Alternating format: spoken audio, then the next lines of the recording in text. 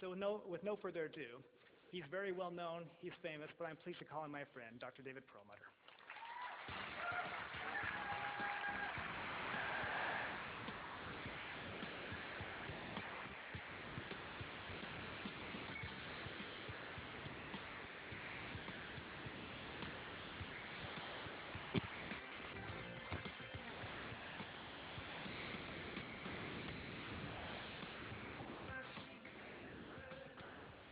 What can I say but thank you?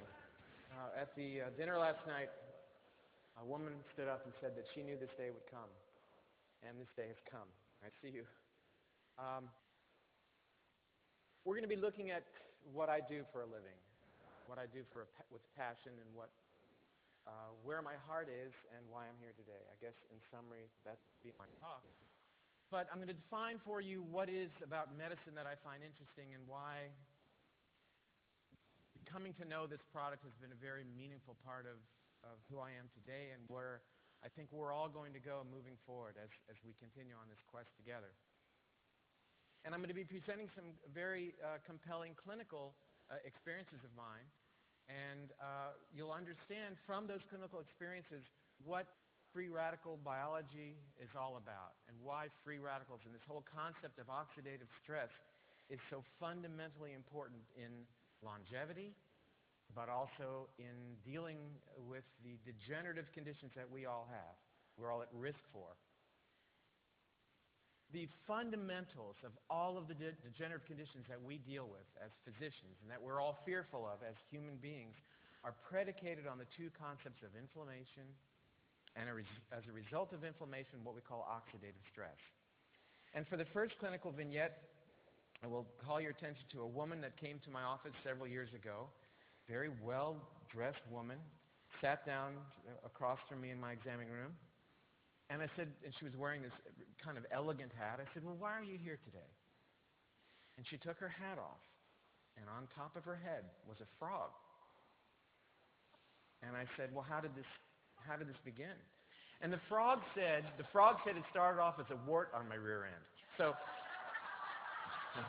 with that as perspective, I'm going to recognize that when we're dealing with these diseases, that inflammation and then the downstream effects of inflammation, oxidative stress, the creation of free radicals, whether we're dealing with pulmonary diseases or we're dealing with heart disease, these are inflammatory disorders. Just as sure as your knee becomes inflamed when it's arthritic, just as sure as your brain is inflamed if you have Alzheimer's disease or Parkinson's disease. These are fundamentally inflammatory diseases of the body. And I kind of have the idea now that it's the final lecture of the day that you may have some clue as to what you can do with respect to reducing inflammation and oxidative stress in the body. Correct me if I'm wrong. We're going to focus a lot, however, on the brain today. Dr. Denham Harmon proposed that aging is a consequence of the action of these free radicals way back in 1956. And as David Brown mentioned, I was honored to receive the Denham Harmon Award in 2002, and I'm kind of grateful for that because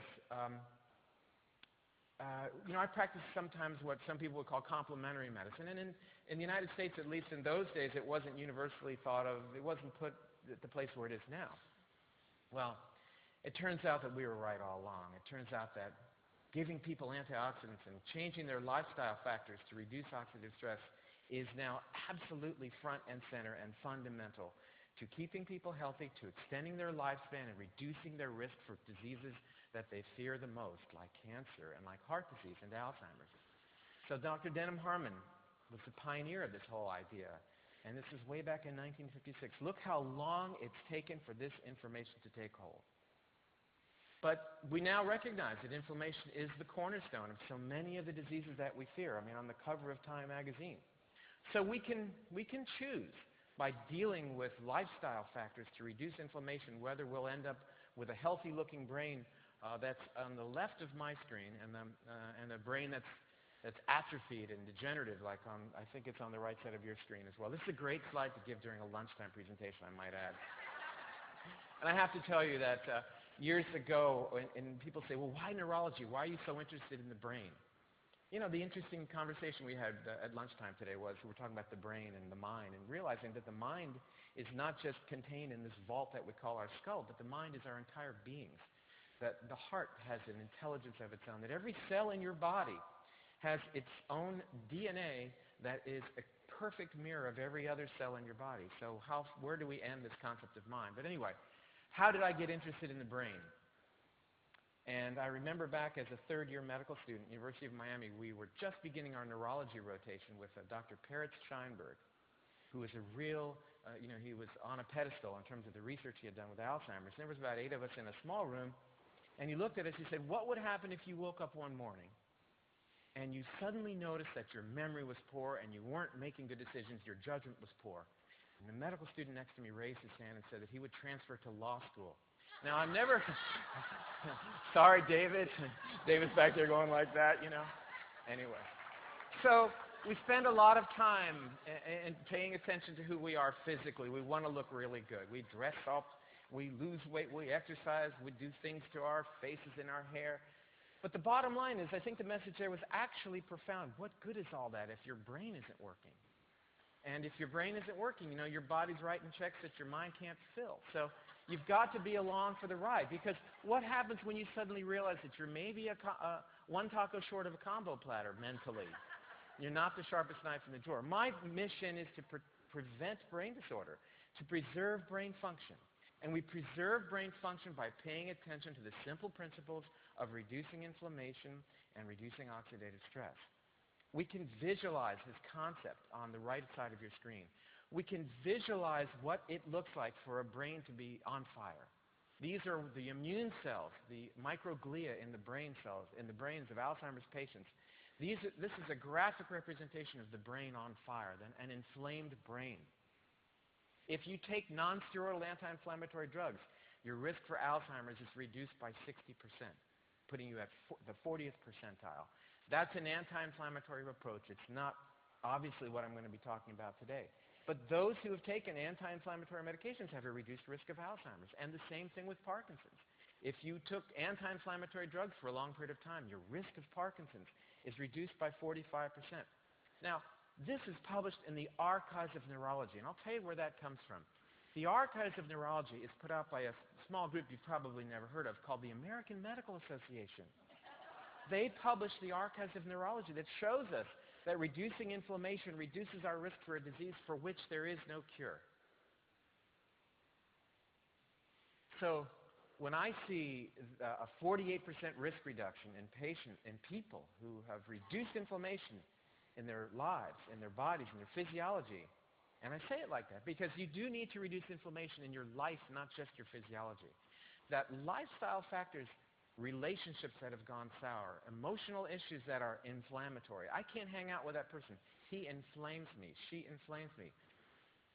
Those relationships create the same inflammatory chemicals in your body just as sure as if you have arthritis. So it's not just taking the right nutritional supplements or modifying your diet. It's a lifestyle change that can really help you manifest this longevity issue that we're talking about and make you resistant to disease. So when I see a patient suffering from Parkinson's, I don't look upon this patient as needing this particular drug. The drugs that patients are given for Parkinson's treat the symptoms of Parkinson's. But that's all they do. They treat the smoke, but they don't treat the fire. And I say to my patients, well, do you realize that the Mirapex or the Staliva that you're taking isn't treating your Parkinson's disease? And they look, well, Parkinson's patients generally don't look really surprised, but they look at you and they say, what do you mean by that? Gosh, did I go to the wrong doctor? Are you a urologist, not a neurologist? No. And I say, no, you're treating your symptoms, but you're not treating the underlying problem, and that's half the battle. Now, here is the original description of Parkinson's. A person is crouched over the head and the staring eyes, low back, and we like to ascribe the very first description of Parkinson's to Dr. James Parkinson, who wrote about this in 1817. But in reality, this was a description from the Neijing from the 4th century BC, where they described Parkinson's disease as coming from the liver, the source of inflammation, the source of fire in human physiology. So back in the 4th century BC, they recognized primarily that how interesting this is, that it's an inflammatory disorder, And we now recognize, the latest studies in Parkinson's recognize that the failure of the liver to detoxify toxins to which we are exposed is a key player in increasing a person's risk. Well, what can we do as acting clinicians to better treat our patients to reduce inflammation? Here is the first key to the kingdom. The first key to the kingdom is something called the NRF2 pathway. And this will be on the quiz, so you better get this down. Just like you need to know where the double bonds are in the next thing I show you. Anyhow, the NRF2 pathway is simply the gateway to unlocking the genes to turn on the production of inflammation-reducing chemistry and antioxidant chemistry. That's all it is. Is that all it is? That's pretty profound. These are the keys to the kingdom. You must understand the importance of what's called the NRF2 pathway, because when the NRF2 pathway is activated, it actually speaks to your DNA. It turns on your DNA's ability to make inflammation-reducing chemicals and free radical-reducing chemicals, and that is pretty profound. How on earth could you activate your genes? You could actually turn on the genes. We're going to explore that. I kind of have a feeling that you have some clues. In the lower left of your screen is, again, an Alzheimer's disease brain looking at the inflammation, the brain on fire. What we're imaging in this sequence is using what's called the Pittsburgh compound, and they're able to image in the human brain, while you are alive, the presence of a specific protein called amyloid. In the Alzheimer's brain, amyloid is the protein that accumulates that and turns on the whole cascade of inflammation. And the reason I show you this chemical, amyloid, this protein, is because this is what the amyloid protein looks like. What amyloid does is it attracts to it these microglial cells, or the inflammatory cells, and they play the fundamental role in turning on inflammation, creating chemicals called the inflammatory cytokines. This is the cornerstone of Alzheimer's disease, as it is for Parkinson's disease. Now, I'm spending a lot of time talking about Alzheimer's disease, and I'm doing that because I know it's important to all of you, because if you live to be age 85, and probably many of you and most of you will, if you're taking your Protandim, I would venture to say, if you live to be age 85, the standard American has a risk of Alzheimer's of 50%. That's the flip of a coin. And that's profound. And you might determine, well, you might ask yourself, what is my risk of developing Alzheimer's? And one of the first things that goes is something called multitasking. So we're going to do a little examination on you right now. You're all patients now. You've all signed your consent. And here's the examination. I want you to sit with your feet, legs uncrossed, and I want everybody to take their right foot and rotate it in a clockwise way. And at the same time, draw the number 6. Now, did anyone's foot reverse direction? All right. So we'll see. I'll see you after class. We'll talk. Here is brand new technology for dealing with inflammation. This was just described. This is pretty exciting. This was just described 3,000 years ago. It's brand new. It's called turmeric, and this is what gives mustard its golden color. This is what when you have curried something, that's the spice that is used, or curcumin. And what turmeric has a unique ability to do, as demonstrated by study after study, here a study from UCLA, is in the laboratory animal, it reduces the formation of amyloid protein, the key protein for inflammation in the Alzheimer's brain. And as a matter of fact, it's interesting to note that in India, where they eat a lot of curried foods, the risk of Alzheimer's disease is only 1/4 of what it is in the United States. Maybe there's a clue here based upon their diet. They eat a lot of curry. WebMD, the study shows us there's no side effects of taking a lot of turmeric. And interestingly, if you look at the damage to protein by free radicals before and after you treat a laboratory animal, in an untreated group, this is an Alzheimer's laboratory animal, they develop a lot of what are called hippocampal carbonyls, and that's a fancy way of saying protein damaged by free radicals.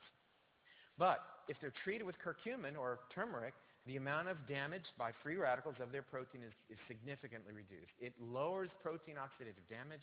That's why we're here today. And it actually reduced the formation of this amyloid plaque by almost 50%. Untreated versus treated, looking at the amount of amyloid plaque in the laboratory animal, profound. So again, in view of its efficacy, low toxicity, This spice shows promise for the prevention of Alzheimer's disease. Now that is a concept. Who talks about preventing Alzheimer's disease? John Kennedy, in his inaugural address, said that the time to fix the roof is when the sun is shining. And I would submit to you that in everybody we deal with in our daily lives, we need to inculcate that knowledge into their brains, that you're healthy now, let's keep it that way. And the keys to remaining healthy are reducing free radical-mediated activity and reducing inflammation. And here's a way. Here's turmeric. Here's curry. It's been around for 3,000 years. It reversed cognitive deficits in laboratory animals. They took animals that were rendered demented. I don't know, they parked them in front of Jerry Springer reruns or did something to them. And then the rats, I don't know how do you determine that a laboratory rat is demented? I don't know the answer to that question. But when giving them curcumin and something called DHA, which we're going to look at in just a minute, their cognitive deficits were reversed. Well, you might say to yourself then, I'm genetically destined to have Alzheimer's or heart disease or diabetes or you name it. We're now talking about not genetic determination anymore, but genetic predisposition. So you may have inherited the so-called APOE4, an Alzheimer's gene. Does that mean you're going to get Alzheimer's? Well, the teaching has been thus far in neuroscience that if you carry the APOE4 gene, your risk of Alzheimer's goes up 500%. But interestingly, a recent report showed that those individuals who had the highest level of beta-carotene in their blood had a reduced risk of Alzheimer's by about 89%, just by having one antioxidant in their system. What does this tell us? It tells us that we are now able to rewrite our genetic destiny. That just because we happen to carry a specific allele that may not be favorable, is that going to determine our outcome? No. We know that there's this nature versus nurture argument that's been going on for years. Are we just at the mercy of our DNA, or are we the product of our environment? Are we our nature or our nurture? But you now fully understand that we are the representation of a beautiful dance, a dance between our DNA, our legacy, and those situations over which we have control, our lifestyle factors. Because our lifestyle factors affect our DNA, the expression of our DNA. So what is this oxidative stress that you've been hearing so much about? Dr. McCord talked to you about that this morning very eloquently. If you take an apple, chop it in half, and put it on the countertop, in an hour you come back, what does it look like? It's brown. That's oxidative stress. If you take a pomegranate and chop it in half and put it on the counter, it will stay there for a week without turning brown because it has higher levels of antioxidants. Well, we want to have the highest level of antioxidant protection we can so we don't look like that car. This report simply shows us that oxidative damage to proteins, DNA, and RNA is associated with mild cognitive impairment, and they're saying that this oxidative damage is an early event in the pathogenesis of Alzheimer's disease and can serve as a therapeutic target to slow the progression or perhaps the onset of the disease. Targeting oxidative stress might keep you from getting Alzheimer's disease, according to the American Medical Association. But there's nothing pharmaceutical out there, so that's where it ends. Their call, the American Medical Association calls to me as a clinician reading the journal Archives of Neurology and says, we need, what is the first two words? Better antioxidants. You bet. And here's how we measure antioxidants in, for example, Alzheimer's. Here's the proof. Here is the proof that the Alzheimer's brain is a brain in which antioxidant function is compromised. Person dies of Alzheimer's, they look at the brain, they measure what are called T-bars, and T-bars are a measure of oxidative damage to fat. And if you look at the Alzheimer's brain versus control, people who died with other illnesses, the amount of free radical damage to the brain of the Alzheimer's patients is profound. And you would say, well, perhaps they don't have as good of antioxidant protection as the controls, and you would be right. Because if you look at the Alzheimer's patients versus control, across the board in the antioxidants, they are deficient. So this all comes together as a very neat package. Their brains are damaged by free radicals, and their antioxidant protection is compromised. This is a disease that is currently affecting 5.5 million Americans, for which we are spending $156 billion each year to treat. And it doesn't measure, there's no measure of the heartache that's involved in Alzheimer's patients. There's no measure of the heartache that's involved in clinicians who are treating patients and in the family members of those who suffer from this disease. And I can tell you on both counts that it's difficult. But here's what we're told to do. We're told to provide medication. She sees it as a bedtime story. I'm not sure which of them sees it as a bedtime story, frankly. But nonetheless, we're told really live your life come what may, and then when you finally find that you're just not firing on all cylinders, there's a magic pill for you, and it's called Aricept. We've heard of Aricept. You see it advertised on the evening news. Well, let's take a look at because I stand before you today offering you the science. Everything I've said to you thus far, and will continue to say, is these are just quotations from the journals. And here is the scientific support for Aricept and all the drugs in that class, published in the British Medical Journal, where they looked at every peer-reviewed, double-blind, placebo-controlled trial of that class of drugs, which are called cholinesterase inhibitors. And they reviewed all the published studies of drugs like Aricept, and their conclusion was that because of flawed methods and small clinical benefits, the scientific basis for recommendations of these drugs is questionable. And beyond that, what doctors are told is that recommendations for the use of cholinesterase inhibitors do not seem to be evidence-based. Now, I don't make it up. That is a quote from the British Medical Journal.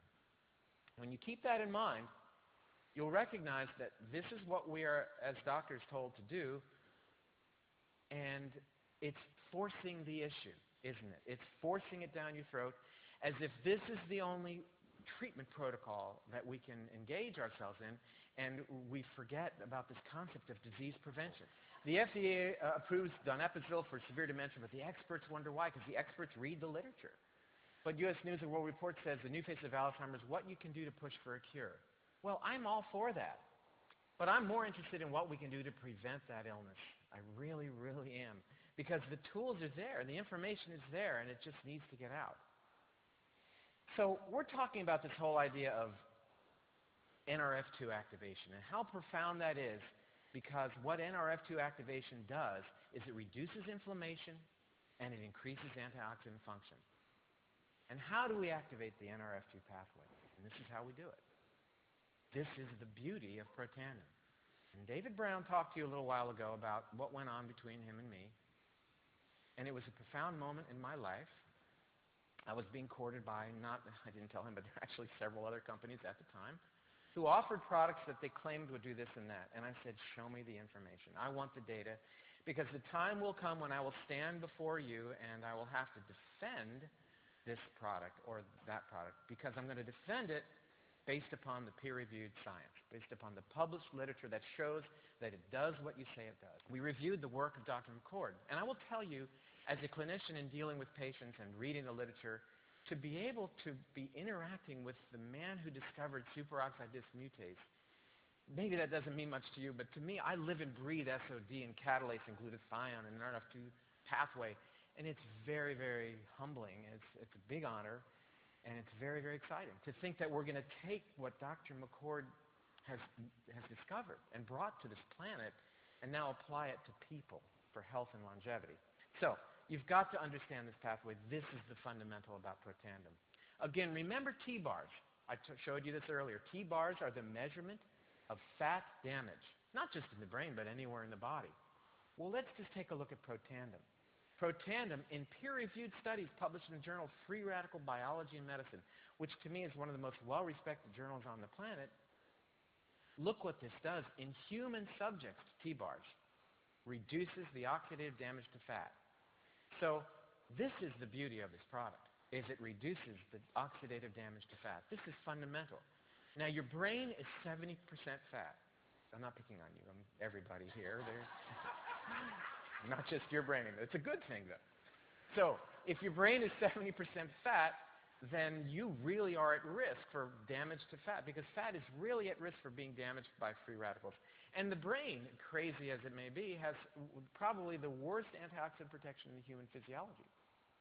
He's saying, put that down, you fool, it's a bone of contention. You're right, it is. Well, where do these free radicals come from anyway, and why do we need to protect ourselves against them? Free radicals are generated by the utilization of fuel in every one of your cells. as you metabolize carbohydrates into carbon dioxide and water, you produce in that process in what are called the mitochondria. These are mitochondria. These are the energy packets, the energy factories within each one of our cells. And as you do that, you create one, I don't mean to be too technical, but at the end of the day, there's an electron that floats around. And that electron normally binds to oxygen. That's why we have to breathe. Because we've got to get rid of that free electron. Oxygen takes it, and by the grace of God, we exhale carbon dioxide, and that's the acceptor of the electron, and we're protected. But some of those electrons don't make it through that pathway and are free electrons that then form these chemicals called free radicals. And they damage fat, they damage protein, and fundamentally what's really worrisome is they damage our DNA. But these are the mitochondria. This is the source of the free radicals. But interestingly enough, it's also where we produce energy. And these mitochondria are within each of our cells and are really quite beautiful things. This is inside a mitochondria. The round thing you see is the DNA of the mitochondria. And the DNA of the mitochondria is totally foreign to your body in one sense. It's not the DNA that you're so used to talking about. It's not the human genome that was sequenced by Dr. Craig Venter, for which he received the Nobel Prize. It's totally unique. These guys live, these girls actually, they are, live within each of our cells. In the human egg, the ovum, there are over 100,000 mitochondria. And the sperm only have 15 mitochondria, interestingly. And the mitochondria in every one of our cells is only derived from our mothers. It is the maternal legacy. And in my opinion, it is the embodiment of feminine energy. It's the embodiment of healing. And, you know, the approach that we take to medicine these days is unfortunately a very masculine approach. We're fighting the war on cancer. We're developing new weapons to combat this and that and beat this disease and beat that disease. Whereas we've got to recognize that the nurturing, healing, feminine approach to health is really where it's at. It's really what keeps us healthy. And this is the gift.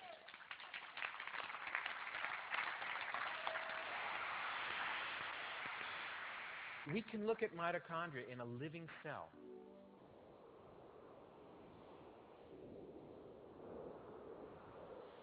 They're the green things, and they're thought to have represented the bacteria that invaded these what are called eukaryotic cells 4 million years ago. They now live within each of our cells. They carry their own DNA. They instruct nuclear DNA whether that cell will live or die. The mitochondria are exquisitely sensitive to the very free radicals that they produce. Their antioxidant protection is minimal. But they hold the sword as to whether that cell will live or die. They hold the sword of Damocles over the nuclear DNA to control whether that cell survives or not. And this is the most profound aspect of antioxidant protection that I can think of. So in that sense, whatever we do to reduce inflammation, and more importantly, whatever we do to quench these damaging free radicals, is applying and recognizing and giving thanks to the feminine energy. So here these mitochondria are, and we look at what is called the brain's master antioxidant. Perhaps you've heard of glutathione. I've heard a little bit about glutathione over the years. And it is not only the fundamental brain antioxidant, but it also plays a key role in liver detoxification. So what seemingly disparate functions of this chemical, but indeed these are profound in terms of our health and longevity. So let's first take a look at it in terms of its antioxidant function. And glutathione, in Parkinson's, for example, if you look at a Parkinson's brain in a person after they have died, that's probably when you'd want to start taking their brain apart, they have decreased levels of glutathione, as you might expect. And so we, over the years, have been looking at how do we increase glutathione. Well, there's something called lipoic acid, there's NAC, glutamine, you can give oral glutathione, reducing the challenge of poisons, reducing drugs that might reduce glutathione, or giving other antioxidants that might allow glutathione to act longer, or even increase the production by giving milk thistle. Giving milk thistle to increase the production of glutathione. What a concept. No one really understood how that happened until Dr. McCord started publishing articles about the NRF2 pathway. The other thing about glutathione that you really must understand, it plays a key role in liver detoxification, and we live in a very toxic world. You've got to understand now that we're talking about anti-inflammatory activity and antioxidant activity about protandim, but in the course of turning on glutathione, we are turning on the body's ability to deal with the toxins that are so ubiquitous in our environment. So let's look at why that's important. We've known that if you have a history of occupational exposure to herbicides, that your risk of Parkinson's is increased 300%. And that's not news. It's 1992. This is old news. This came out in Medscape, exposure to pesticides linked to risk for Parkinson's disease. JAMA, the Journal of the American Medical Association, in 2000 said that if you were even using pesticides in your garden, that you increased your risk of Parkinson's disease. But here's what they said in the year 2000 that was so interesting, so intriguing. Not everybody who uses these pesticides in their gardens will get Parkinson's disease. What they're saying, some people have a genetic risk that increases their vulnerability. And this was published in 2001, in June of 2001. And then again, we found way back in 1998, as they say, the susceptibility of some people to Parkinsonism-inducing effects of some pesticides might be genetic. Well, I wrote a letter in 1997, 1 year before that, and this was published in the Townsend Letter for Doctors. Individuals with genetic defects causing detoxification problems can develop Parkinson's as a result of exposure to what are called xenobiotic chemicals that are neurotoxic. The point is, you don't have much say in where they put the diving board on your gene pool, if you know what I mean, but you do have a lot to say about how you express those genes and about what you can do to offset some of your genetic predispositions. And it reminds me of an interesting experience I had recently in my office when, well, let me just get to this for just a moment. It's the same thing with Lou Gehrig's disease, that pesticide exposure is dramatically associated with developing Lou Gehrig's disease. And I can tell you that as a clinician who deals with patients suffering from ALS with Lou Gehrig's disease, you want to do the very best that you can because there's nothing out there to help them. We know that it's because they cannot detoxify things and that the free radicals in their body are on fire, are just destroying their nervous system. So we look to things that can increase antioxidant activity.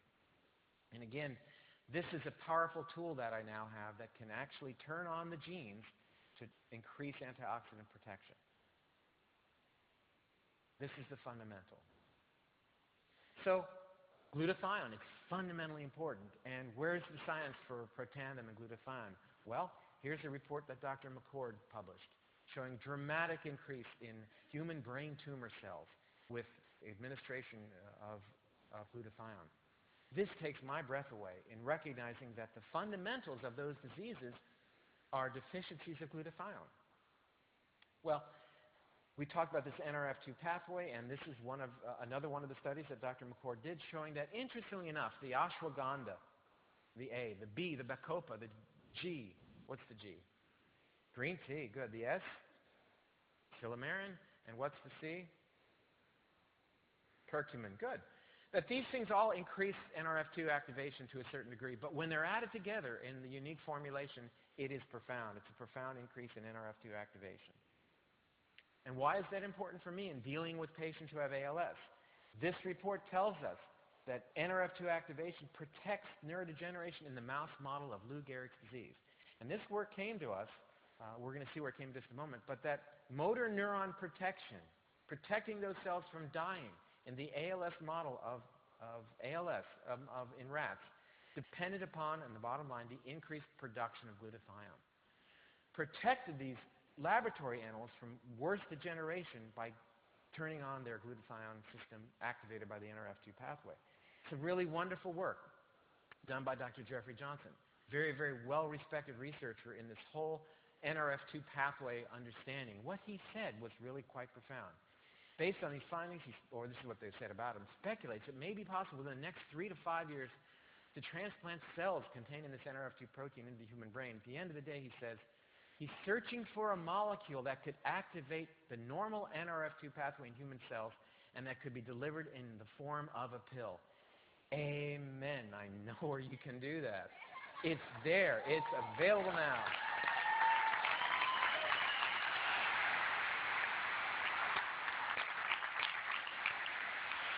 So things that increase brain inflammation.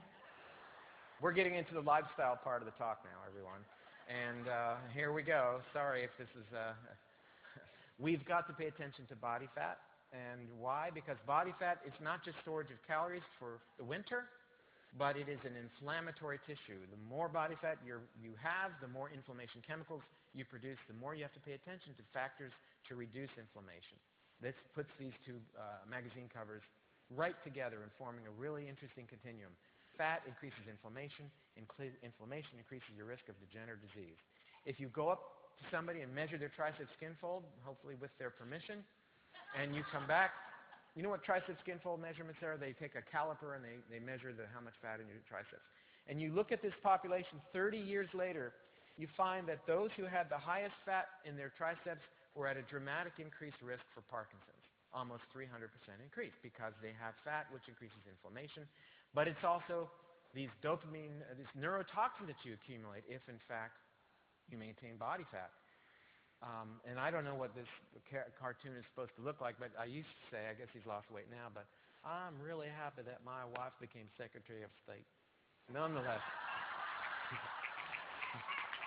Oh, I got to watch it. I have to watch it. I'm giving him a compliment. He lost a lot of weight. Anyway. If you look at the amount of brain atrophy that you get and plot it against how much belly fat you have, the fatter you are, the smaller your brain. End of story. And that's what this study shows. And thank you for laughing. It's funny. If you're obese in midlife, your risk of Alzheimer's increases by about 300%. And moment to moment, if you're overweight, your ability to retain digits, your functional memory, moment to moment, is compromised. This is a study that compared body mass index, I believe, yes, and how many digits you could recall after a period of time. Because your brain is on fire. The more body fat that you have, it creates static on the line. You can't receive your brain's signals. I'll read for you. To help his patients know that they need to make lifestyle changes, Dr. Frank has them pose with one foot in a mock grave. Well, here's another issue that affects inflammation, and that is food allergies. And in this case, very specifically, celiac disease or sensitivity, allergy to wheat, but specifically gluten, found in wheat, barley, and rye. And the studies are now showing that that if you are gluten sensitive and you are consuming foods that contain gluten, that your brain will shrink because it increases inflammation. Now, what percentage of us suffer from celiac disease? Never heard of celiac disease. It sounds like something, horrible, and it is. But 1%, really more than 1% of humanity suffers from this disease, making it the most common disease on the planet. And these are the kinds of changes that occur in the brain. These big white areas shouldn't be there. That's inflammation in the brain. And as they say in Clinical Neurology News, I'll tell you an interesting story about that in just a moment. Celiac disease may atrophy the brain. It turns on inflammation. You should ask yourself today, what do I need to do to reduce inflammation? That is the cornerstone of degenerative diseases. Just like the heart, just like the brain, just like the diabetes from the pancreas. I always my wife will tell you that I oftentimes read this Clinical Neurology News and it's so focused on drugs. And I said, I bet you I will never see the day that Clinical Neurology News is going to publish anything about nutritional supplements.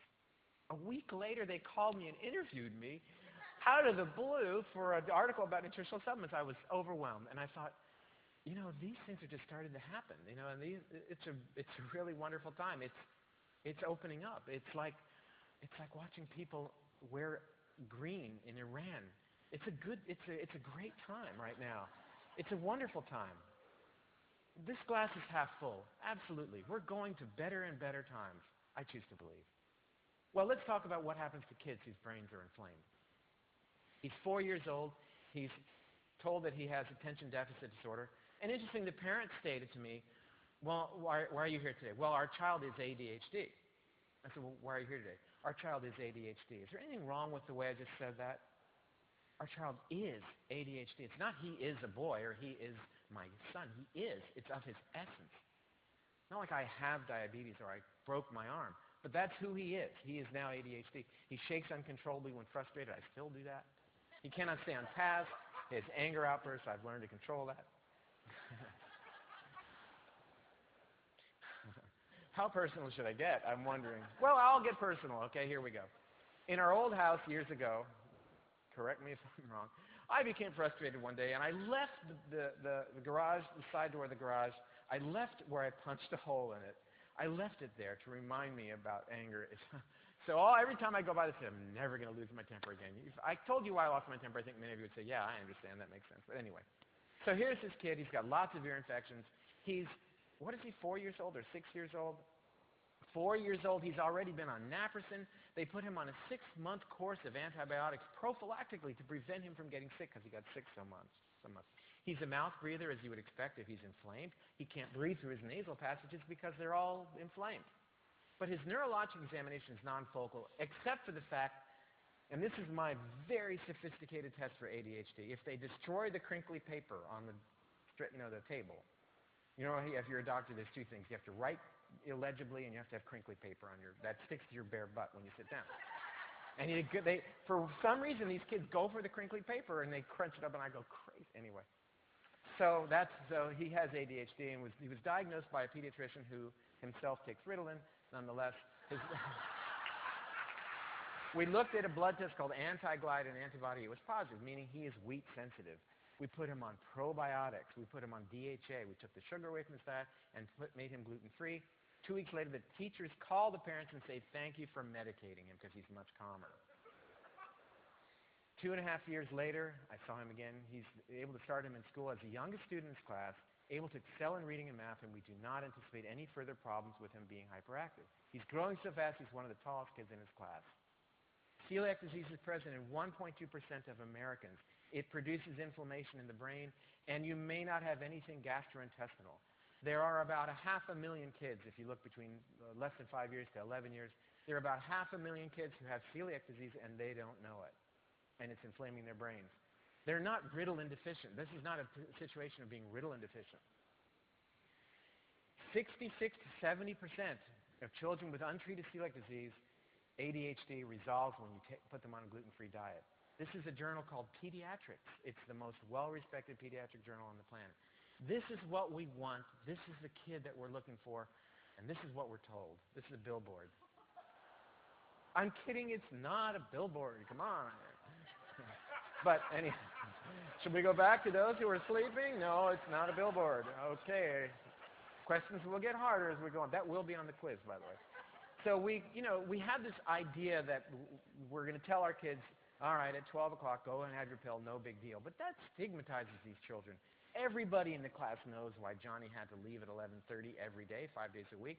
Why? Because he's taking or she's taking Ritalin or whatever the drug may be. And we ask ourselves, maybe we're asking too much of our children. Maybe we're driving them too fast. Well, this was published on Monday of last week. ADHD drugs linked to sudden death in kids. And what they did was they looked at, I think it's 534 children who died of sudden death. And they compared them to that same number of children who died from a known cause, like it was in this case an auto accident. And they found that the risk of those who died of sudden death for unknown causes, that they were taking a stimulant drug, was increased about 700%. And the FDA says, this is a limited study, don't pay much attention to it, that people should not stop their ADHD drugs. Well, let me go back for just a moment. What I'm going to show you now that we're all touchy-feely, is I'm going to show you my report card from first grade, okay? Now, I don't know how many of you saved your report cards from the first grade, but I happen to have mine. And this is from 1960 to 61. There's my date of birth for those who are keeping track. And a check indicates an area that needs improvement. Well, I got myself a lot of checks. I had so many checks that they actually added cafeteria to me. They didn't even have a place for that. I can assure you that had they had Ritalin, I would have been in the front of the line with Ritalin, but I probably would have been asking the school nurse, well, can you define the antagonistic effect of amphetamine production in children? Anyway, David is capable of better work if he would just settle down to more controlled behavior. A good message. Well, what are the missing pieces? Here's a powerful missing piece to the puzzle of brain inflammation, and it's this NRF2 therapeutic target against brain inflammation. That's the title of the study. Well, what do we do?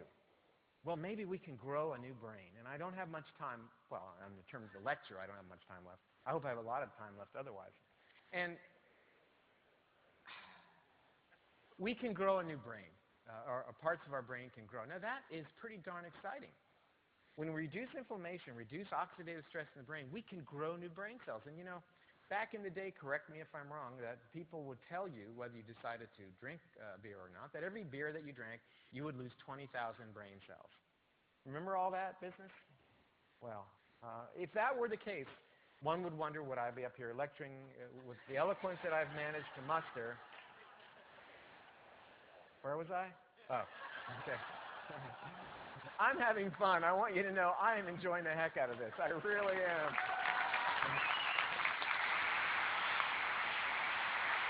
So,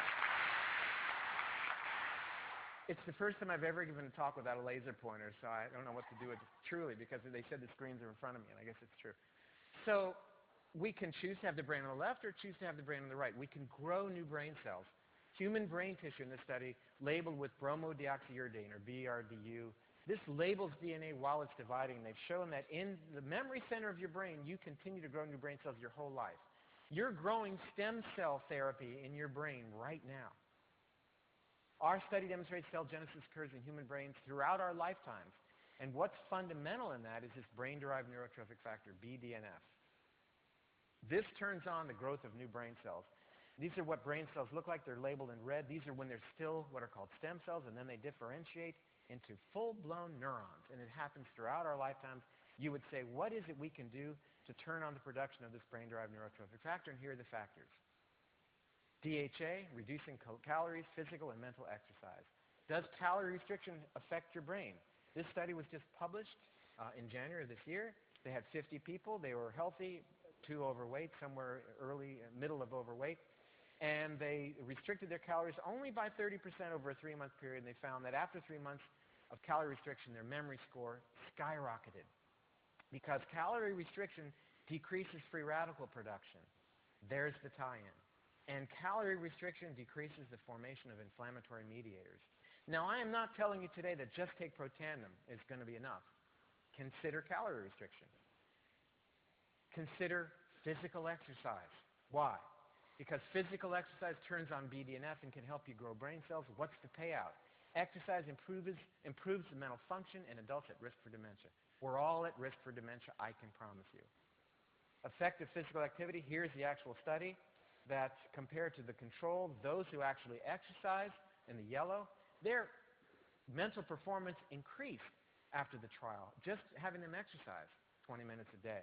In summary, this shows that 142 minutes of exercise per week, do the math, that's 20 minutes a day, has a modestly improved cognition relative to those who do not exercise. So I'm just saying exercise 20 minutes a day, key. The Nurses' Health Study showed that those nurses who exercise had read the last sentence, a 20% lower risk of cognitive impairment. Just physical exercise. What fits your busy schedule better, exercising 1 hour per day or being dead 24 hours a day? Well, what else turns on brain-derived neurotrophic factor, DHA? What is DHA? Docosahexaenoic acid. And you're gonna, I can promise you, you're gonna hear more about DHA. I mark my words. Can't say anything more, but DHA is what the reason we say fish is brain food. We now know that you can take in DHA by eating a lot of fish, but these days there's concern about that because of mercury and PCBs. There's also DHA that is derived from marine algae that's made from algae in a laboratory, a vegetarian source. And the Framingham study, you've heard of the Framingham heart study. That's where all the heart work was done to justify lowering your cholesterol. A 47% reduced risk of developing dementia of all causes in those people with the highest levels of DHA. Your DHA level is elevated, you're protecting your brain because DHA actually also speaks to your genes and turns on the genes to make brain-derived neurotrophic factor. Well, this is, in fact, the IQ gene, in my opinion. This is the gene that relates to brain function. And it's the fact that we can control our genes with foods and supplements that we take, I think, is really exciting information. I had the opportunity to speak to Ann Curry about this on the Today Show last year. And I have learned subsequently when I give these lectures that if I show the slide, I shouldn't wear that jacket because everybody, it's the person who said, he's wearing the same jacket. Anyway, so we talked about this concept that you can modify your genetic expression. And I want to tell you that this came to me, this concept came to me, and is supported by all the work, all the research that underlies why protandem is what it is. It came to me, I was instructed by this gentleman. And this is a shaman who lives in the highlands of Peru. And the traditions that he practices have been handed down for hundreds and hundreds of years from the Inca. And we took a tour of this area. And this was the actual Inca laboratory. This is where the Inca took soils from all across North, Central, and South America and cultivated various foods. And not only did they determine which soil is best to grow corn and the various crops, but they also recognized that certain foods had an effect on their warriors, that certain foods would cause them to be stronger, swifter, smarter, more resistant to disease, more able to heal from their injuries. And as you move further and further back from this laboratory created by the Incas hundreds of years ago, and it was vast, but when you finally stepped way back and were enthralled by how vast it was, you came to the realization that it was formed in the shape of a uterus. And again, it's honoring this feminine energy that comes from the earth. Look at every component of protandem comes from the earth, and it's given to us. It's a gift. The Inca understood this and developed this laboratory to honor that energy. And I had these profound thoughts at that point, thinking, "Oh, this is all come together." I thought, why did these thoughts come to mind? And the reason being is, when we were at 14,000 feet, they insisted that we chew coca leaves all day. And when you chew, I'm going to tell you right now, when you chew coca leaves all day, you get all kinds of thoughts. Boy, oh boy. Took me a week to figure that one out after I could stop chewing. Well, if indeed the foods that we eat are speaking to our genes, determining our health, then what are we doing today in our modern society? To figure out the answer to that question, I left the coca leaves at home and went to the grocery store to see what we're eating. In other words, how are we instructing our genes? I went to the grocery store and I saw this sign up in the sky, aisle 16, and it had something written that I thought was profound. It said, health foods. I thought, what a concept. Foods that are designed for your health. I mean, think about it. I'm not making it up. The question is, if they have in Publix market health foods, what is the rest of this stuff? Think about it. There are certain foods that are on a table, and recognize that food is more than protein, carbohydrates, and fat. And certainly it is on the grocery store shelf. Who knows what's in that stuff? There's a very interesting, wonderful book called Genetic Nutritioneering by a very close friend of mine, Dr. Jeffrey Bland. And he talks about food as being information, and indeed it is. Food is instructing our genes. It's controlling our genetic expression moment to moment. That is power. The foods that you consume, the supplements that you consume, are modifying your genes, what your genes are putting out in terms of protein, moment to moment. And it isn't just the foods that you consume. It's the water that you drink. It's the relationships you have with other people. It's every aspect of your life. It's listening to my words right now. I am affecting genetic expression. The relationships that you have with each other are affecting your DNA. You're not at the mercy of your DNA. You can cause life-giving, health-giving DNA to express itself any moment of your day. So this is how we're instructing our DNA. And I didn't ask that man to appear in the picture, but it's sort of perfect anyway. So we've got to emphasize maintenance of health, preventing disease. Because, well, the Neijing, the Yellow Emperor, stated that in the 4th century BC, that preventive medicine is the ultimate principle of wisdom. That to cure a disease after it has manifest is like digging a well when one feels thirsty or forging weapons when the war has already begun. And I would submit to you today that we've got to be more proactive about preventing illness, because a lot of times we do things that aren't so smart. Again, how does Protandim work? It speaks to our genes through the NRF2 pathway and turns on the production of antioxidants and inflammation-reducing chemicals. And that is rich, and that is profound. I mentioned lifestyle. I mentioned attitude and having love in your heart. In a moment, I'm going to change slides, what I'm doing in a moment. The sisters expressing negative emotions do not live as long as those sisters conveying more positive ones: happiness, love, hope, gratitude, and contentment. Emotional states may play a role in determining cognitive function, really in determining any kind of function in your body. In a moment, I'm going to introduce Montel Williams, because Montel, and you know Montel has MS, and he is doing wonderfully.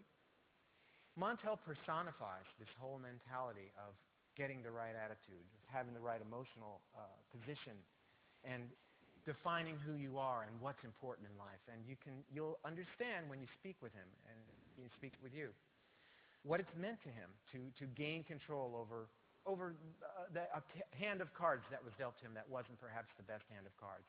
And he's done it, and he embodies that, and I applaud him for it. It's such an honor to get to know him and to work with him. But before I do that, I would like to thank you for the opportunity to have spoken with you today. Thank you so much.